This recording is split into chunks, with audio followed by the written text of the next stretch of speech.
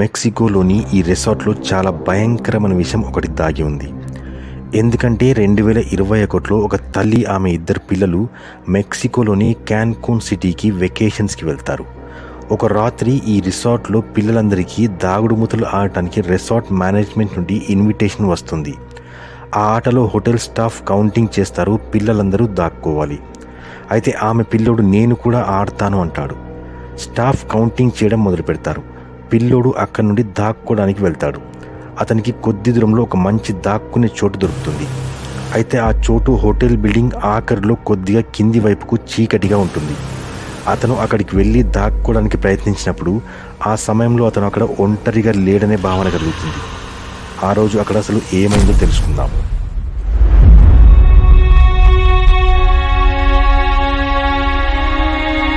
Global charts Telugu ప్రేక్షకులకి స్వాగతం. 10 June 2021 Jennifer బియోల్ మరియు ఆమె ఇద్దరు పిల్లలు 12 ఏళ్ల చార్లీ మరియు 7 ఏళ్ల జానీ వారందరూ మెక్సికోలోని కాన్కూన్ అంతర్జాతీయ విమానాశ్రయంలో దిగుతారు. ఈ కుటుంబం ఫిలడెల్ఫియా, పెన్సిల్వేనియా నుండి వెకేషన్స్ కోసం ఇక్కడికి వస్తారు. వారు విమానాశ్రయం నుండి తమ లగేజ్ని తీసుకుని షటిల్ బస్లో కూర్చుంటారు. ఆ షటిల్ బస్ వారిని ఒక రిసార్ట్కి తీసుకెళ్తుంది. వారు క్యాన్కూన్లోని క్లబ్ మెడ్ రిసార్ట్లో దిగుతారు. ఇది రివేరా మాయా అనే ప్రాంతంలో చాలా ప్రసిద్ధి చెందిన 5 స్టార్ ఫ్యామిలీ రిసార్ట్. ఈ రివేరా మాయా చాలా బ్యూటిఫుల్ ప్లేస్. ఇక్కడ విశాలమైన బీచ్లు మరియు క్రిస్టల్ క్లియర్ వాటర్ ఉంటుంది. ఈ రిసార్ట్ ఉన్న ప్రదేశం చాలా బ్యూటిఫుల్గా ఉండడం వల్ల ఇక్కడికి టూరిస్టులు చాలామంది వస్తుంటారు. అదొకటే కారణం కాకుండా ఈ క్లబ్ మేట్ చాలా పెద్ద హోటల్ కంపెనీ. ఈ కంపెనీ వాళ్ళ జెంటల్ ఆర్గనైజర్ టూర్ అనే స్టాఫ్ గురించి చాలా ఫేమస్. వీరిని జియోస్ అని కూడా అంటారు. జియో స్టాఫ్ మెంబర్స్ రిసార్ట్లోని ప్రతి చోట ఉంటారు.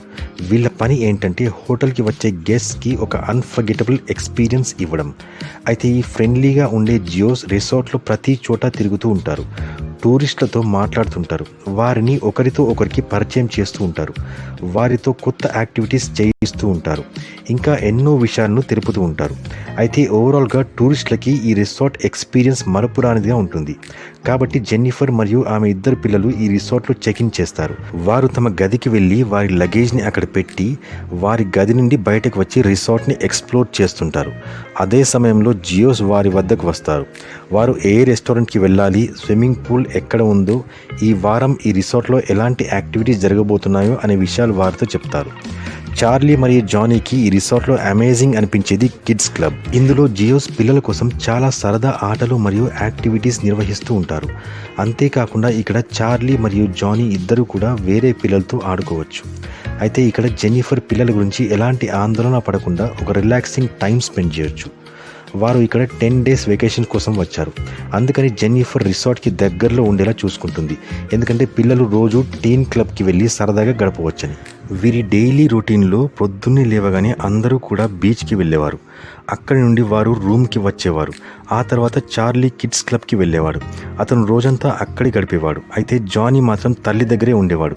అప్పుడప్పుడు కిడ్స్ క్లబ్కి వెళ్ళేవాడు, కానీ చాలా సమయం తల్లితోనే గడిపేవాడు. తర్వాత రాత్రి 9 గంటలకు వీరు డిన్నర్ తర్వాత స్విమ్మింగ్ పూల్ దగ్గర టైం స్పెండ్ చేసేవారు. వాళ్ళు వెకేషన్స్ చాలా బాగా ఎంజాయ్ చేస్తున్నారు. కానీ ఒక చిన్న దాగుడు మూతలాట మొత్తం పరిస్థితులను తలకిందులు చేస్తుంది. జూన్ 18 వారు రిసార్ట్లో ఒక వారం రోజులు గడిపిన తర్వాత నెక్స్ట్ డే పొద్దున్నే లేవగానే అందరూ బీచ్కి వెళ్ళి ఆపై చార్లీ తన టీన్ క్లబ్కి వెళ్తాడు. జానీ మరియు జెన్నిఫర్ రోజంతా కలిసి ఉంటారు. రాత్రి 8 గంటలకు వారందరూ కూడా డిన్నర్ చేసుకుని ఆ తర్వాత అందరూ వేరువేరుగా వెళ్ళిపోయి రాత్రి 9 గంటలకు కలవాలని నిర్ణయించుకుంటారు. చిన్నవాడైన జానీ కిందకి వెళ్ళి కిడ్స్ ఓన్లీ షోని చూడాలనుకుంటాడు. జెన్నిఫర్ తన కొత్త ఫ్రెండ్స్తో చాక్లెట్ డెజర్ట్ తినడానికి పైకి వెళ్తానని చెప్తుంది. చార్లీ తన కిడ్స్ క్లబ్లో పరిచయమైన కొత్త ఫ్రెండ్స్తో కలిసి జియోస్ అరేంజ్ చేసిన హైడ్ అండ్ సీక్ గేమ్ ఆడడానికి స్విమ్మింగ్ పూల్ డెక్ వద్దకు వెళ్తున్నానని చెప్తాడు. జెన్నిఫర్ పై ఫ్లోర్కి వెళ్ళిపోతుంది. జానీ కిడ్స్ ఓన్లీ షో చూడడానికి కింది ఫ్లోర్కి వెళ్తాడు. చార్లీ పూల్ డెక్ వద్దకు పరిగెత్తాడు. అక్కడ అతను వెకేషన్స్లో పరిచయమైన తన స్నేహితుని కలుస్తాడు. అతడు 13 ఏళ్ల సైరస్. అక్కడ ఉన్న జియోస్ మేము కౌంటింగ్ చేయడం ప్రారంభిస్తున్నాము, మీరందరూ వెళ్ళి దాక్కోండి అని చెప్తారు. జియోస్ వెళ్ళి తమ కళ్ళు మూసుకొని కౌంటింగ్ ప్రారంభిస్తారు. అందరూ పిల్లలు పరిగెత్తుకుంటూ దాక్కోవడానికి ప్లేస్ని వెతుకుతుంటారు. చార్లీ మరియు సైరస్ కూడా దాక్కోవడానికి పరిగెత్తుతారు.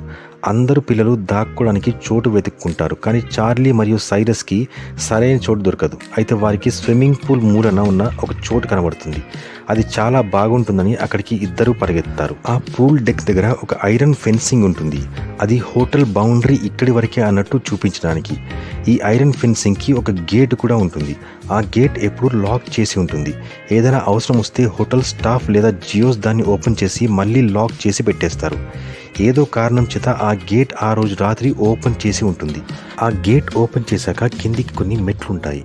అయితే చార్లీ మరియు సైరస్ ఇద్దరు కూడా కొద్దిగా కిందికి దిగి అక్కడ దాక్కోవడానికి వెళ్తారు. అక్కడ వారిద్దరూ దాక్కుని మెల్లిమెల్లిగా పైకి తొంగి చూస్తూ ఎవరైనా వారిని చూస్తున్నారా లేదా అని చూస్తారు. వారిద్దరూ కూడా మంచి ప్లేస్ దాక్కోవడానికి దొరికింది అని చాలా సంతోషిస్తారు. అయితే జియోస్ ఒక్కొక్క పిల్లవాడిని దాక్కున్న ప్లేస్లోంచి పట్టుకుంటూ ఉంటారు. మిగతా పిల్లలంతా ఆ ఫెన్సింగ్ లోపల హోటల్ స్థలంలో ఉన్నందుకు అందరూ కూడా తొందరగా దొరికిపోతారు. కేవలం చార్లీ, సైరస్ తప్ప. అయితే కొద్దిసేపు తర్వాత మేము ఇక్కడ దాక్కున్నామని సైరస్ లేచి అందరికీ చెప్తుంటాడు. సైరస్ అక్కడ ఒక పైప్ ఉండడం గమనిస్తాడు. ఆ పైప్లోంచి వాటర్ కూడా వస్తూ ఉంటుంది. అయితే సైరస్ పైపును తీసుకొని పూల్ డెక్ వైపు జియోస్పై వాటర్ స్ప్రే చేస్తాడు. జియోస్ మరియు పిల్లలు కూడా ఆ నీటి నుంచి దూరంగా పరిగెత్తూ నవ్వుకుంటూ ఎంజాయ్ చేస్తూ ఉంటారు. అలా వాటర్ని వాళ్ళ మీద స్ప్రే చేస్తూ సైరస్ చార్లీ రియాక్షన్ చూద్దామని వెనక్కి తిరిగి చూస్తాడు. చార్లీ ఎక్కడా కనిపించాడు. అదే సమయంలో హోటల్లో ఇద్దరు గెస్ట్ తల్లి కొడుకులు హోటల్లోని సెకండ్ ఫ్లోర్లో డిన్నర్ చేస్తూ ఉంటారు. వాళ్ళకి అక్కడి నుండి పూల్ డెక్ కూడా కనిపిస్తుంది. వారు డిన్నర్ చేస్తూ ఎంజాయ్ చేస్తున్న టైంలో ఒక్కసారిగా పిల్లలు అరవడం వారికి వినబడుతుంది.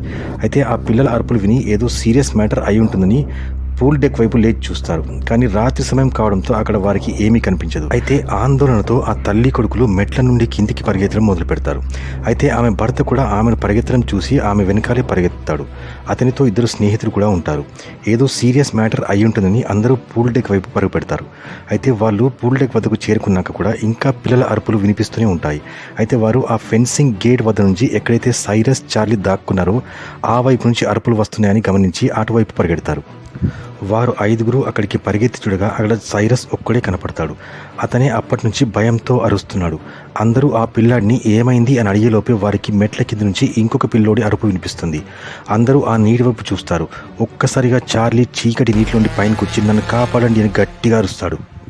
ఎక్కడైతే ఈ ఫెన్స్ కార్నర్ ఉందో, పిల్లలు ఎక్కడైతే దాక్కున్నారో అది అక్కడ చెరువులోని ఒక డాక్ ఏరియా. అంటే పడవలు ఆగినప్పుడు అక్కడ కట్టి పెడతారు. ఆ డాక్ ఏరియా కింద మొసళ్ళు ఉన్నాయి. ఎప్పుడైతే చార్లీ మరియు సైరస్ అక్కడికి వచ్చి దాక్కుంటారో అప్పుడే ఆ మొసళ్ళు వారిని గమనించాయి. చార్లీ ఎప్పుడైతే పైప్ తీసి వాటర్ స్ప్రే చేయడం మొదలు పెడతాడో అదే సమయంలో ఒక 13 అడుగుల పొడవైన మొసలి మెట్ల దగ్గరికి వచ్చి చార్లీ కారు పట్టుకుని నీళ్ళలోకి లాక్కెళ్తుంది. అదే సమయంలో రెస్టారెంట్లో డిన్నర్ చేసిన వారికి వీరిద్దరి అరుపులు వినిపించాయి. ఎందుకంటే చార్లీని ఎప్పుడైతే మొసలి కిందికి లాక్కెళ్ళిందో అప్పుడు సైరస్ అతని చేతిని పట్టుకుని పైకి లాగుతుంటాడు. అందరూ సహాయం కోసం అక్కడికి చేరుకునే లోపే సైరస్ చేతి గ్రిప్ ఊడిపోయి చార్లీ నీళ్ళలోకి వెళ్ళిపోతాడు. ఆ ఐదుగురు అక్కడికి వచ్చి నీళ్ళలోకి చూస్తున్న సమయంలో చార్లీ ఒక్కసారిగా నీటి నుండి బయటికి వస్తాడు. నన్ను కాపాడండి అని అరుస్తాడు. అప్పుడు అతడు మొసలి నోట్లో ఉంటాడు. అక్కడికి సహాయం కోసం వచ్చిన మగవాళ్ళు అక్కడి పరిస్థితిని అర్థం చేసుకుని తక్షణమే భయపడకుండా మొసళ్లతో నిండిన చెరువులోకి దూకేస్తారు. పిల్లోడిని ఆ మొసలి నోట్లో నుంచి విడిపించడానికి చేతికి వచ్చిన దాంతో ఆ మొసలిని కొడతారు. అయితే ఇదంతా జరుగుతుండగా ఒకరు అక్కడి నుంచి వెళ్ళి జెన్నిఫర్ దగ్గరికి వెళ్తారు. మీ అబ్బాయి నీటిలో మొసలి నోట్లో చిక్కుకున్నాడనే వార్త ఆమెకు వినిపిస్తారు. ఆమె తక్షణమే అక్కడి నుంచి లేచి భయంతో పూల్ డెక్ వైపు పరుగుతీస్తుంది. ఆమె పరిగెత్తుకుంటూ పూల్ డెక్ దాటి ఆ గేట్ వైపు వెళ్ళి చూడగా చార్లీ అక్కడ కింద పడుకొని ఉంటాడు. ఆమె అతని కాలు వైపు చూడగా అతని కాలు నుజ్జునుజ్జని ఉంటుంది. కానీ చార్లీ స్పృహ తప్పకుండా అతని పక్కన ఉన్నవారితో మాట్లాడుతూ ఉంటాడు. జెన్నిఫర్ ఆ వార్త తెలిసి కిందికి పరిగెత్తుకుంటూ వచ్చేలోపు ఆ చెరువులో దిగిన వారు ఆ మొసలి నుండి ఆ పిల్లోడిని కాపాడడానికి ట్రై చేస్తుండగా ఆ మొసలి చార్లీని అస్సలు విడవడం లేదు. ఆ పిల్లోడిని పట్టుకొని నీళ్ళలోకి లాక్కెళ్ళడానికి ప్రయత్నిస్తుంది. దాని కళ్ళ మీద వారు అటాక్ చేస్తారు. అలా చేయడంతో ఆ మొసలి ఒక్కసారిగా అతన్ని వదిలేస్తుంది.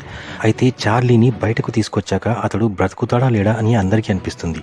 లక్కీగా ఆ రిసార్ట్లో ఒక నర్స్ కూడా వెకేషన్కి వస్తుంది. అయితే చార్లీ పరిస్థితిని చూసి ఆమె తక్షణమే రియాక్ట్ అయి అతని బ్లీడింగ్ని కంట్రోల్ చేస్తుంది. పారామెడిక్స్ వచ్చేదాకా అతని దగ్గరే ఉంటుంది. పారామెడిక్స్ కొద్దిసేపట్లోనే వచ్చి చార్లీని హాస్పిటల్కి తరిస్తారు. అక్కడ కొన్ని సర్జరీస్ అయిన తర్వాత చార్లీ పరిస్థితి స్టేబుల్ అవుతుంది. అయితే సర్జన్స్ చాలా ప్రయత్నించి అతని కాలుని కూడా సరిచేస్తారు. అయితే క్లబ్ మెడ్ హోటల్ వారు ఈ ఇన్సిడెంట్ అయిన తర్వాత ఆ రెస్పాన్సిబిలిటీ మొత్తం వారిపైనే వేసుకుని చార్లీ మెడికల్ బిల్స్ మరియు అన్ని ఖర్చులు వారే భరిస్తారు. ఆ తర్వాత కూడా ఆ హోటల్ చుట్టూ ఫెన్సింగ్ని సరిచేసి అలాంటి ఇన్సిడెంట్స్ ఇంకోసారి జరగకుండా జాగ్రత్త పడతారు. ఇప్పుడు చార్లీ ఫిలడెల్ఫియా పెన్సిల్వేనియాలో ఉంటున్నాడు. అతనికి జరిగిన ఇన్సిడెంట్ నుంచి మెల్లిమెల్లిగా కోలుకుంటున్నాడు. ఈ వీడియో కనుక మీకు నచ్చినట్లయితే లైక్ అండ్ షేర్ చేయండి. అయితే ఆస్ట్రేలియాలోని బ్లాక్ రివర్లో 3 యువకులు ఎంత భయంకరమైన సంఘటన ఎదుర్కొన్నారంటే వారి స్టోరీ నుంచి ఇన్స్పైర్ అయ్యి హాలీవుడ్ 2 హారర్ మూవీస్ని తీసింది. ఈ భయంకరమైన రియల్ ఇన్సిడెంట్ గురించి తెలుసుకోవాలంటే ఇక్కడ క్లిక్ చేసి ఇప్పుడే వీడియోని చూడండి. మళ్ళీ ఒక అద్భుతమైన వీడియోతో మీ ముందుంటాను. అంతవరకు సెలవు. నమస్కారం. Thanks for watching.